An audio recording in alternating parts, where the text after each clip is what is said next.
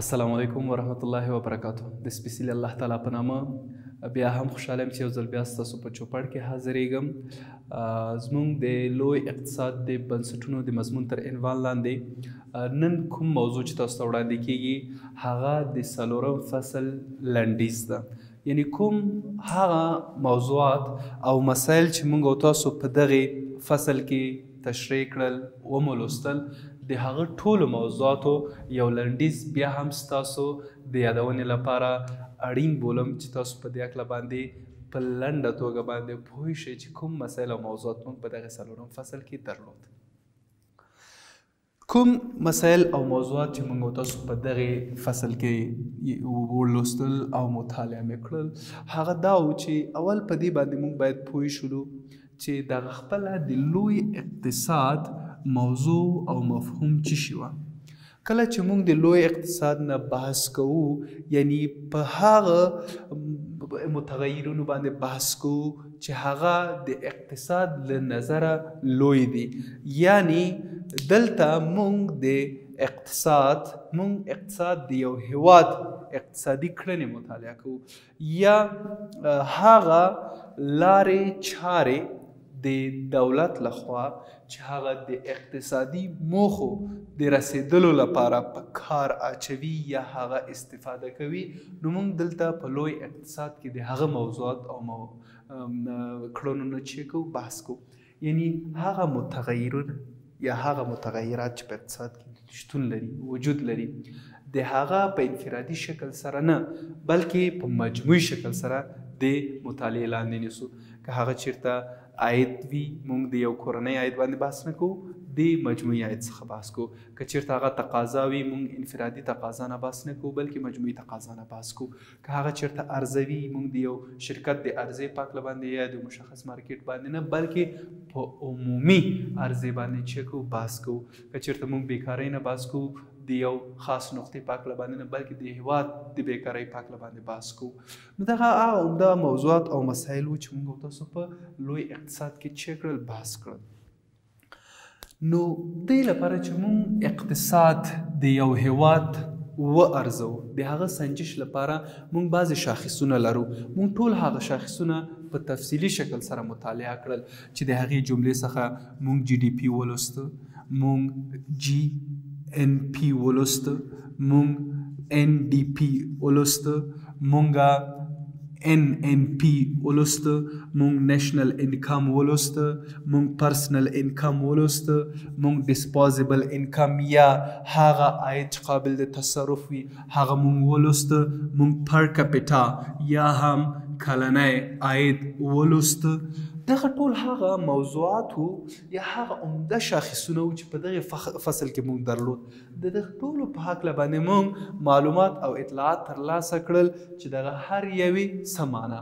یعنی موږ کله چې د جي ډي پي نه وغږېدلو، یعنی هغه توکي او خدمات چې په جریان د یو کال کې په داخل د یو هیواد کې تولیدیږي موږ د جي ډي پي نوم ورکړ. څه د بهرنیانو لخوا وي څه د داخلیانو لخوا وي، خو په یو محدوده جغرافیه کې که چیرته تولید شي په نوم د جي ډي پي یادیږي. پس وروسته راغلو جي ان پي ته،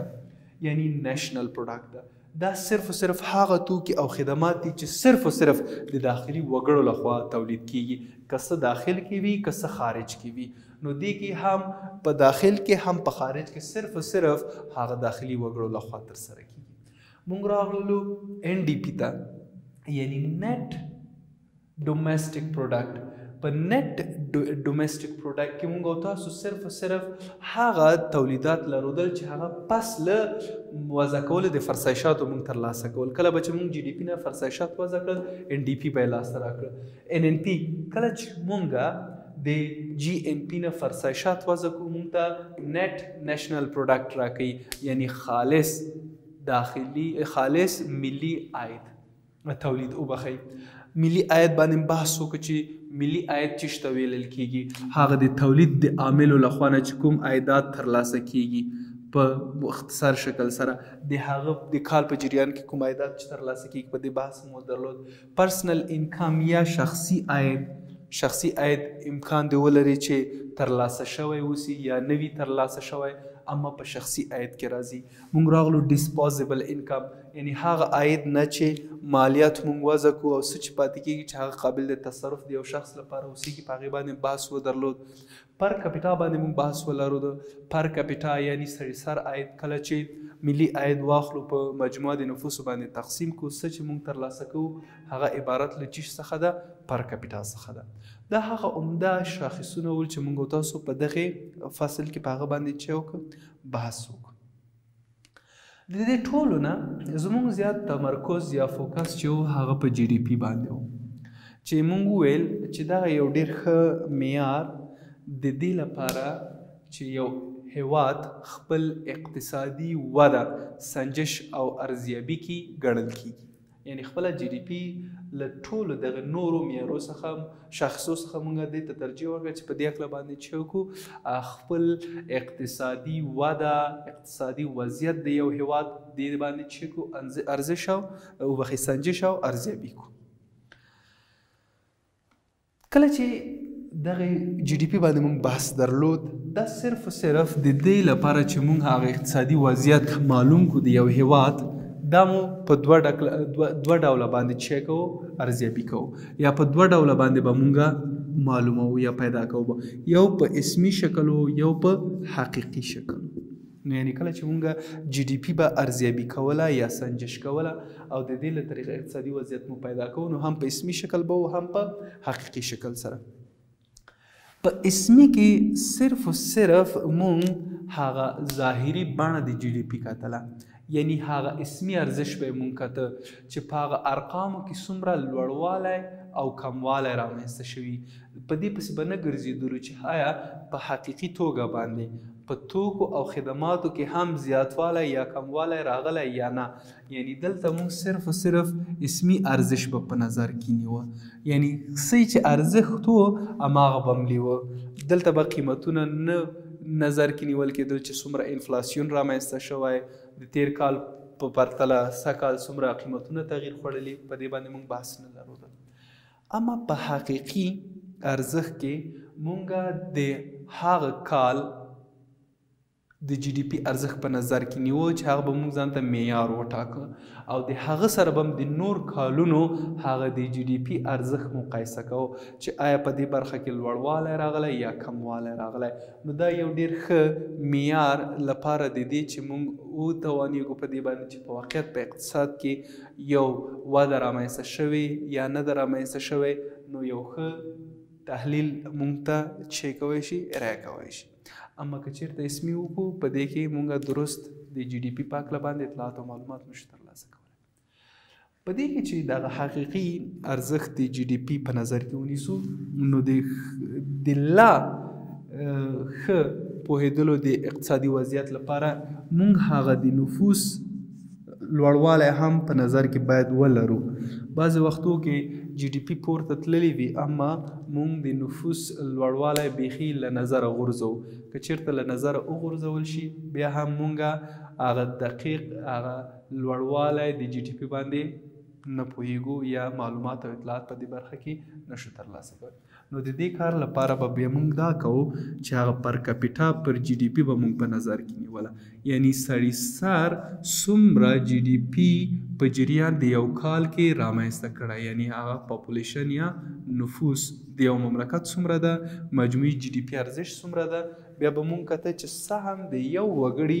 په رامنځته کېدلو کې په رامنځته کېدلو د جی ډي پي په جریان د یو کال کې څومره ده. بیا که چېرته دا پورته شوی وي بیا دا کولی شي چې یو ښه معیار لپاره د سنجش کولو د اقتصادي وضعیت مونږ ته معلومات راکړي. بل کله مونږ چې دغه جی ډي پي سنجش کوو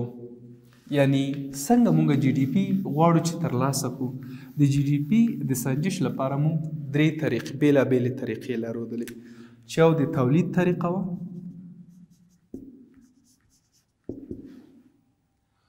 بل زمونږ او ستاسو د مصرف طریقه وه او بل هم زمونږ او ستاسو د عاید طریقه وه. هر یو مونږ په دقیق توګه باندې تشریح کړله.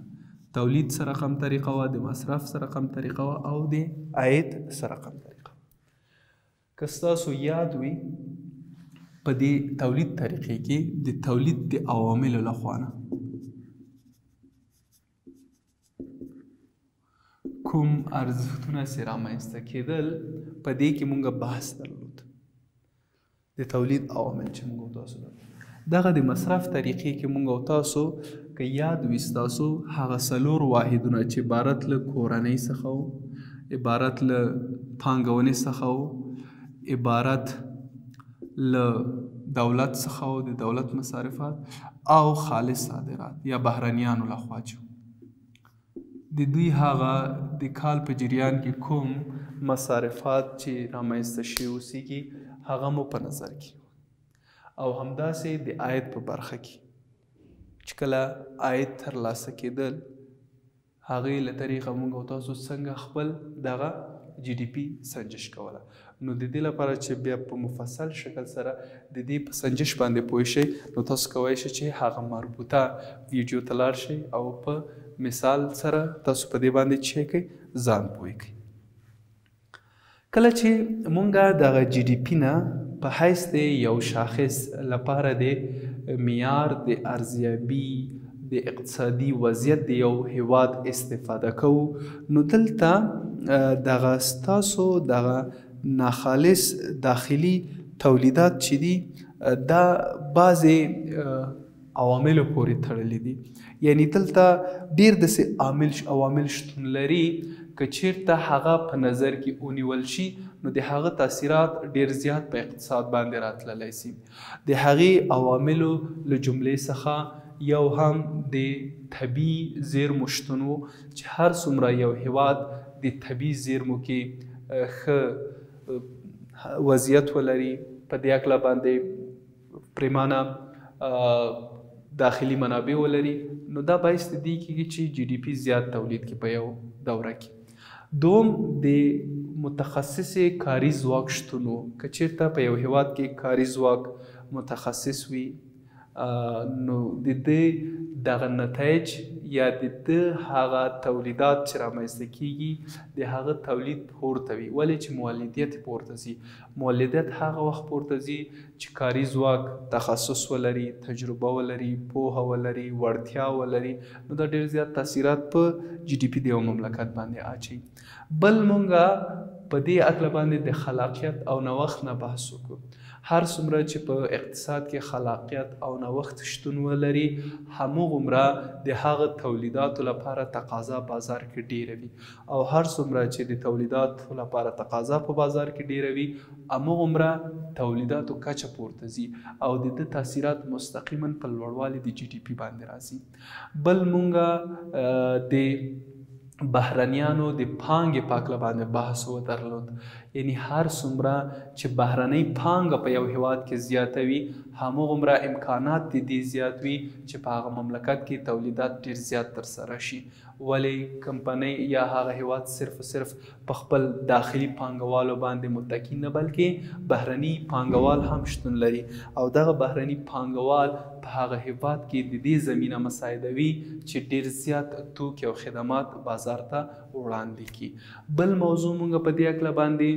د امنیت او د سیاسي ثبات وبولله یعنی دغه خپله امنیت یو مهم شرط لپاره د یو اقتصادي وده ګڼل کیږي هر څومره چې په یو مملکت کې اقتصادي وده زیاته وي هر څومره چې په یو مملکت کې اقتصادي تصدیانې زیاتې وي فاینانشل انسټیټیوشنز شتون ولري دغه ټولو لپاره عمده شرط هغه د امنیت شتون ده نو که چیرته امنیت په یو اقتصاد کې وي یعنی د دوی شتون هم په اقتصاد کې شته او که چیرته امنیت نه وي اقتصادي پرمختګ یا اقتصادي هوساینه امکان نه لري چې شتون ولري نو دغه ټول هغه عمده موضوعات او مسایل وو چې مونږ او تاسو په ننني په دغه څلورم فصل کې په مفصل شکل سره توضیح او تشریح کړل نو په حیث د محصل د مدیریت یا محاسبه یا اقتصاد مونږ مکلف یو چې په دغه اساساتو باندې ځان په ښه شکل سره وپوهوو او په دې برخه کې کافی اندازه معلومات ترلاسه کړو نو بیا هم ستاسو د ټولو د خوشحالۍ او د بریا په هیله ښه وخت خوشحاله شئ د الله په امان